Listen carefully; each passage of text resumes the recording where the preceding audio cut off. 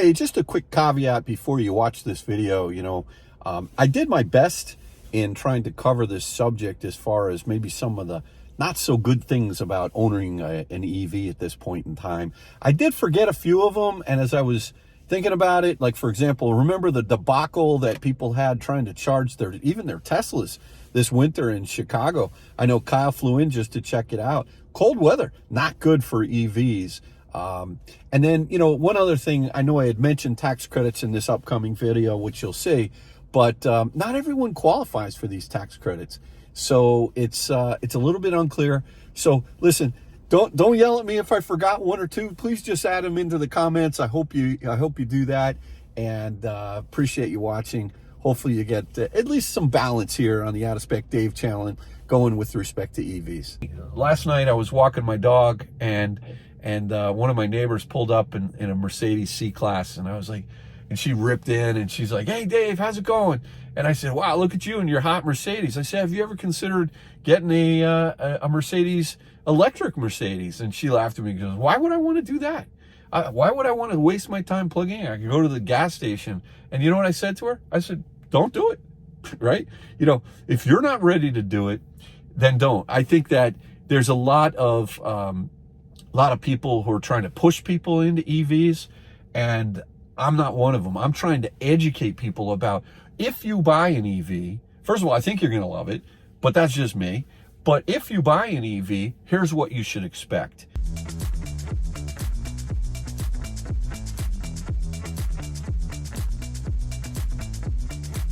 Hi, and welcome to another episode of Out of Spec Dave.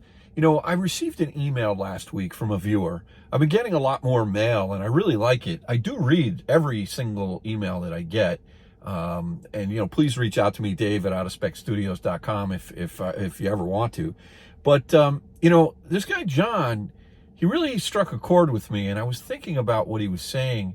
He's like, "Dave, I like your content, but the essence of what he was saying is that I'm sugarcoating things. I'm an advocate of EVs, and I'm going out there and saying only one side, only the good things that are happening with EVs. And I like EVs, don't get me wrong, but one of the foundations of what we do at Out of Spec is not to promote EVs just to promote them, but we try to report on them, the good, the bad, perhaps the ugly as well." And I really started thinking about it, and I said, to someone who's maybe new to EVs, if they just watch my videos, they're going to think everything is peachy roses. And, and a lot of conversations I have with people about EVs, it's not all good out there. So the term fear, uncertainty, and doubt, FUD. And what I would say is that right now, we are going through a difficult time in the EV space, at least here in the States.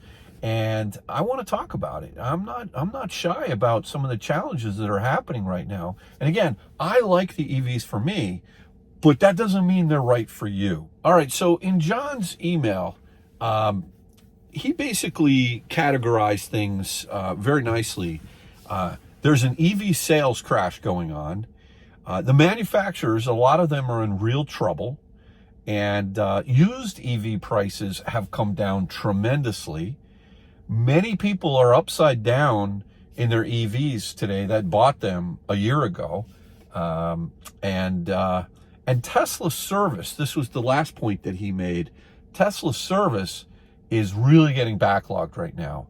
And so I want to talk about those topics in particular, but I also have some additional topics that I'm going to explore here today a little bit. And I really want to be honest with people, because look, I'm fascinated with technology. I'm what's called an early adopter.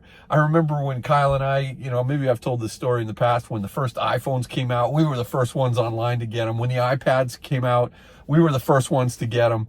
We like technology, but that doesn't mean that it's right for everyone. Sometimes there's a natural evolution for technology to kind of hit the masses.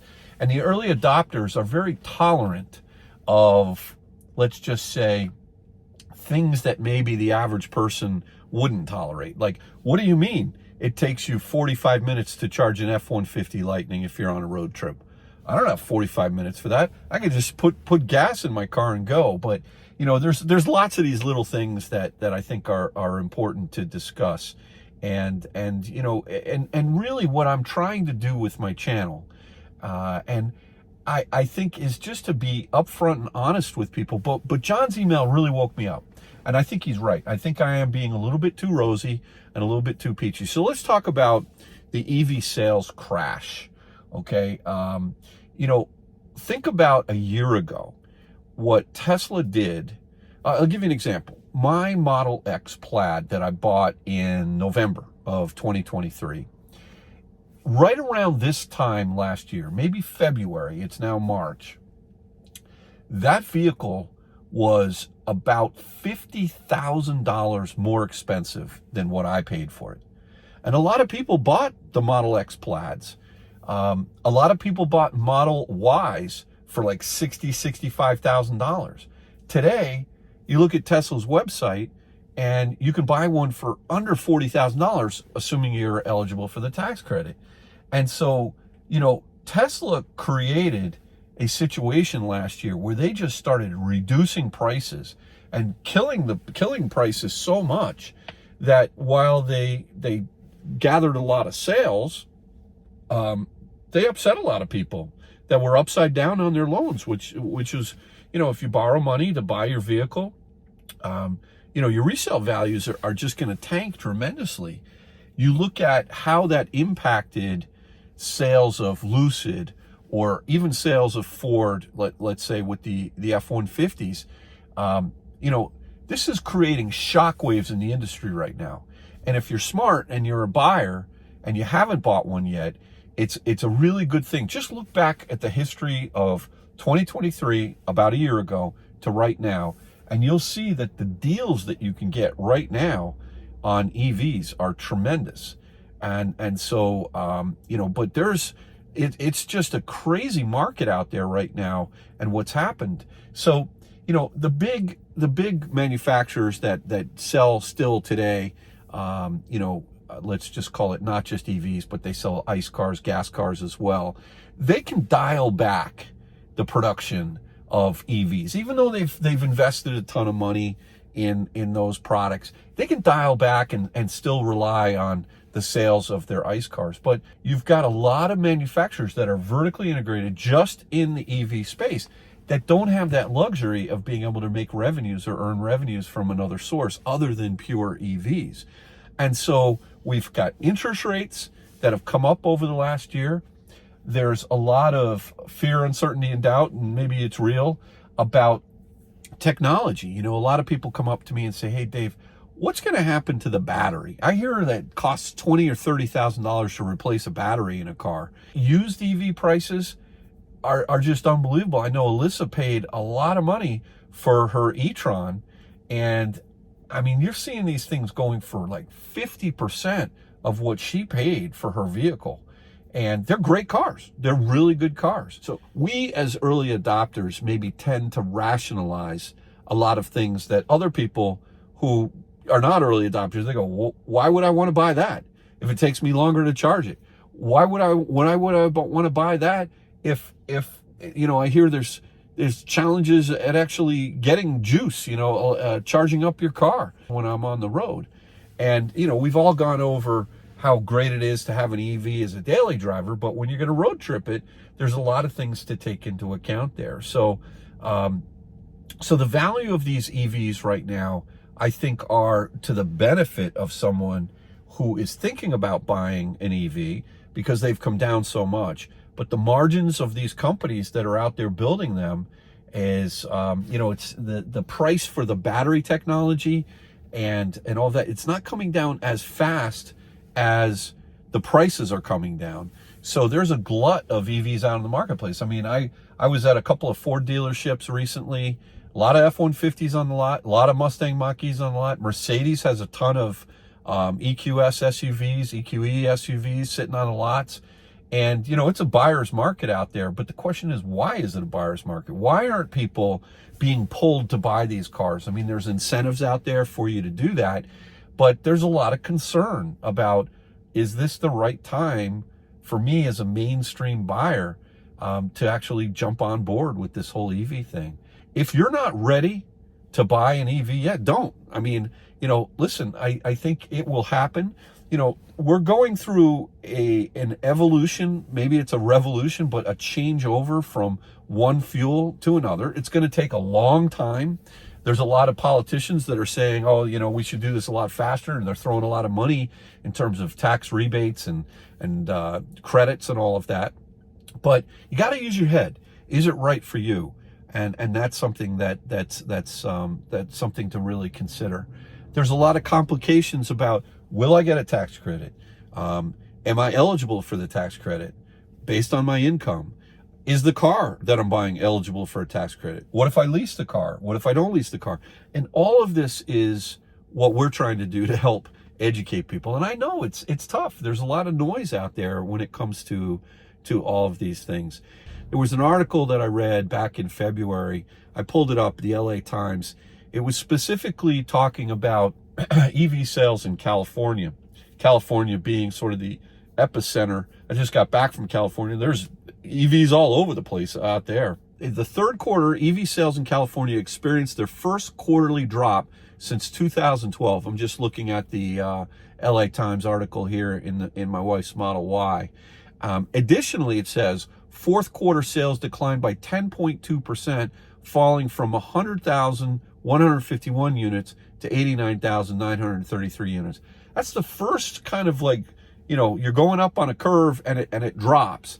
And until recently, it says the sales success of the auto EV makers, including Tesla, appeared to guarantee that customers were going to accept, EVs are here, right? They're coming. But we've got a little bit of a pause going on in EV adoption right now.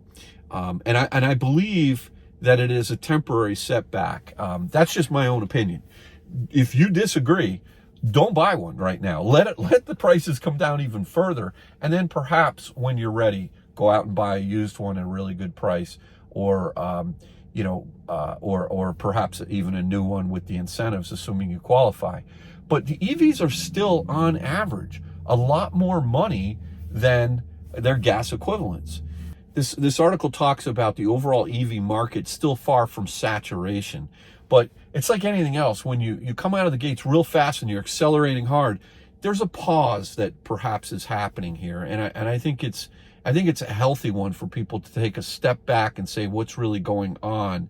And, this article talks about definitely a consumer base of early adopters who buy electric vehicles for various reasons: the appeal, the performance, and perhaps even environmental concerns, which could be debated in itself. A lot of people say, oh, no, EVs are not as clean as gas cars. And other people say, they are much more clean. I've not really delved into that debate as much as I think I'm going to, but there's sort of another aspect that's going on here, which is charging. Now, I just got back from a road trip across the country, and also a road trip down to Florida with some EV pickup trucks, and it was a lot of fun.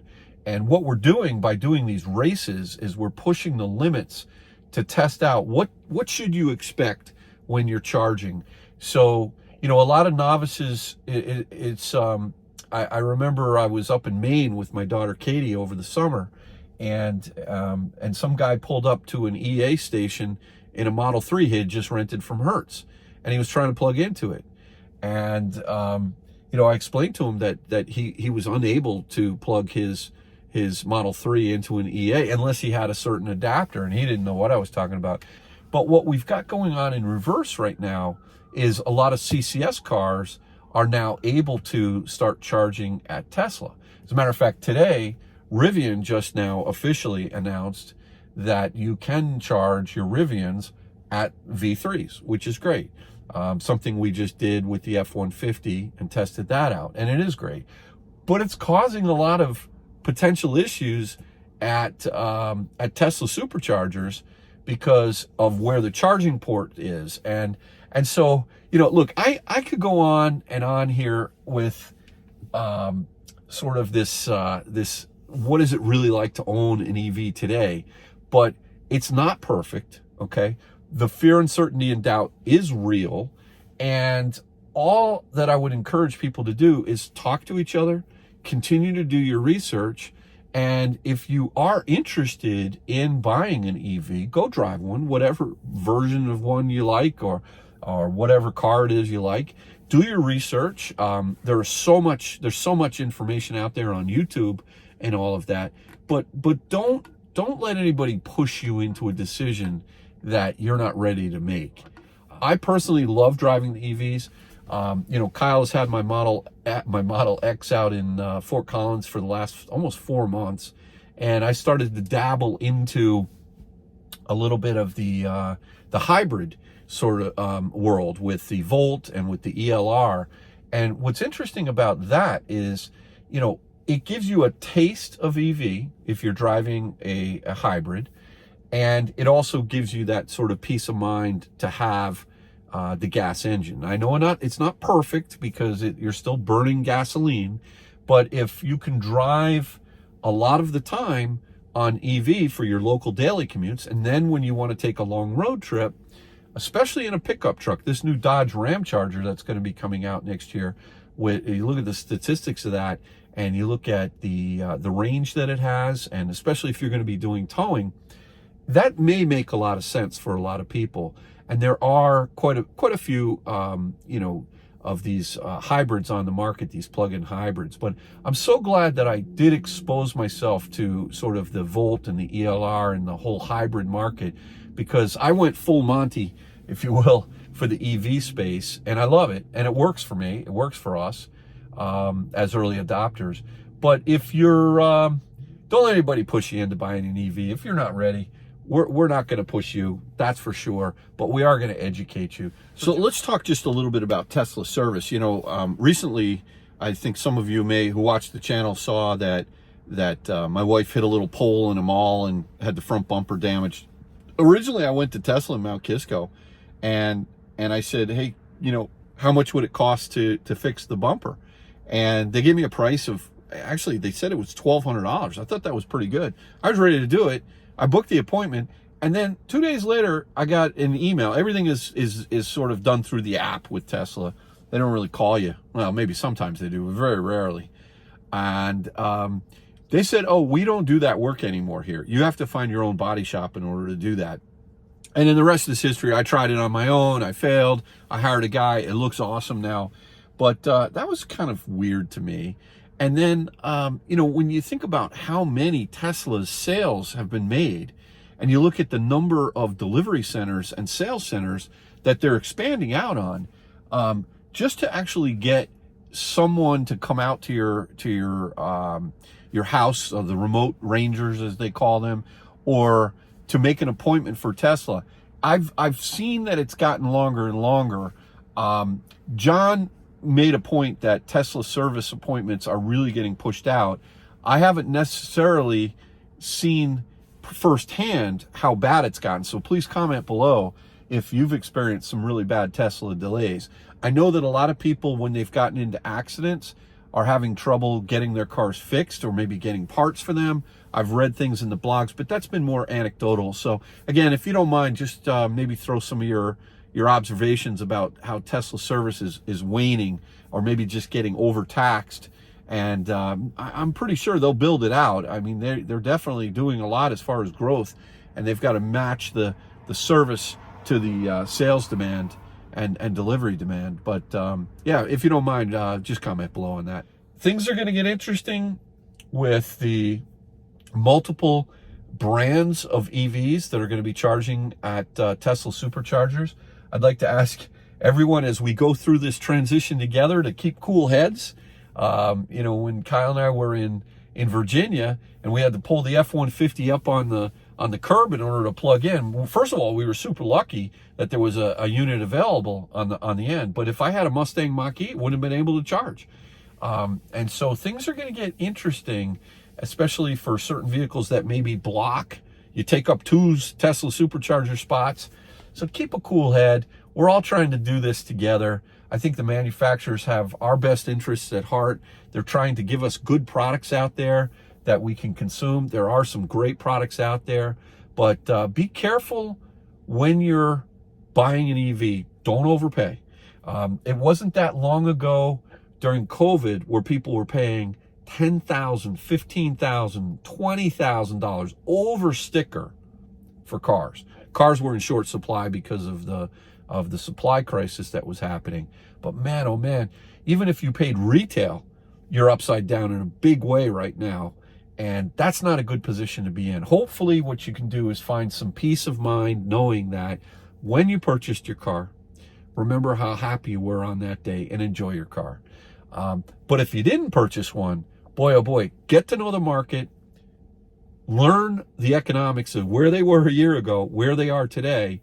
And, they may continue to fall. We'll see. But it could be definitely a much better time to enter the market. This is a buyer's market. So the FUD is real.